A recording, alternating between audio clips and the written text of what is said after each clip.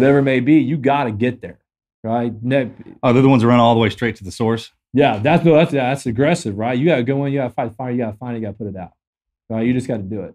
But man, he was phenomenal. He was from St. Louis, and have y'all ever been there?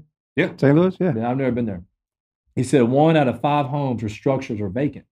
His zone is the country's worst zip code, most dangerous zip code. He would just walk out, and he hears gunfire all the time, and he hears this, and he's like, "Congratulations on that qual." Yeah, I guess, right? Right, yeah, right. You know, I mean, he threw that out, and it's just his class was so good because it was so passionate.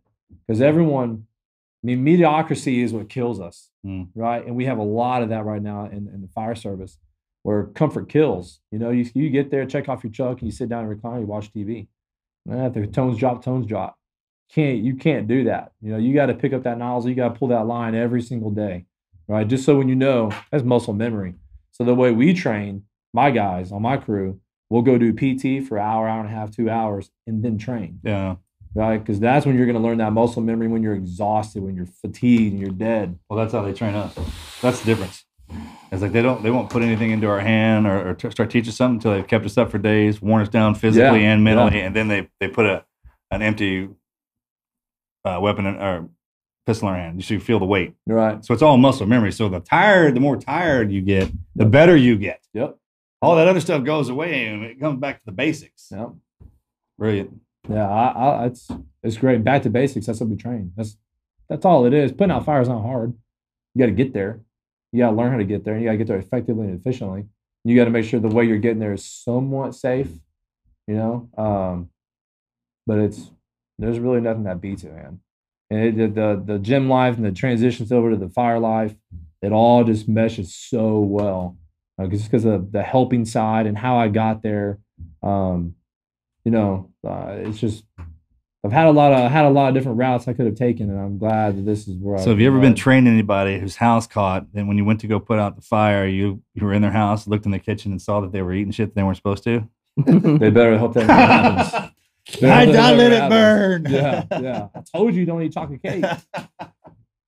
That's awesome. No, but it's been a journey. It's been fun. Yeah, because you've hit some roadblocks along the way. Oh yeah, 2009.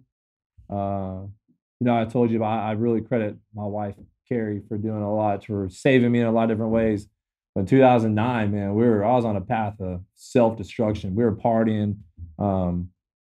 With that gym life, that's what you're gonna do. You're in the gym all day, you're working out, you're training, and then you go out, you're gonna party all night, you're gonna come back and just redo it all over again. And that's the life I was living. We were on crotch rockets, flying up and down 249, 100 miles an hour, wheelies all over the place, and just doing, just being young and dumb. That's when I got involved with some people I shouldn't have been involved with. It doesn't matter who you are. People always ask, "Well, you do steroids, you do all that stuff." If the person says no, man, they're lying. They just don't want to tell you the truth. And you get involved in that for a little while, and you get wrapped up into that game. And I was there. And it was really, and you got to make that. You got to figure out which way you're going to go. Because if you go to the right with those guys, it's going to jack you up.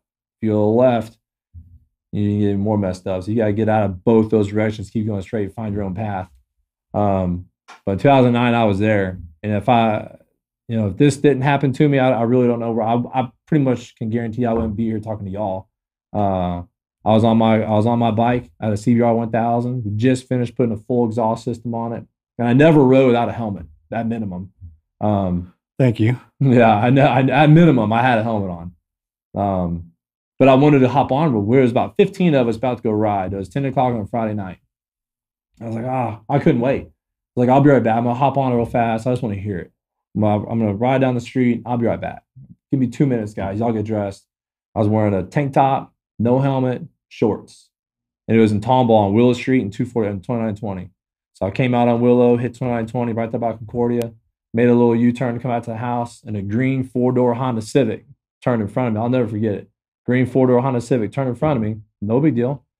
And I was in first gear, and they brake checked me as I was going. I was leaning to make my right-hand turn. So when they brake checked me, I veered back over and just pinned it so I wouldn't hit them. And the last thing I saw was a road sign saying left or right. The road dead ended. I didn't know it. So I hit that ditch. So they were brake checking because of that, not because they were jagging with you? No, they were jagging with me. Oh, They were jacking with me. I found that out here in a second. I flew by my boy's house, right, where all my friends were at.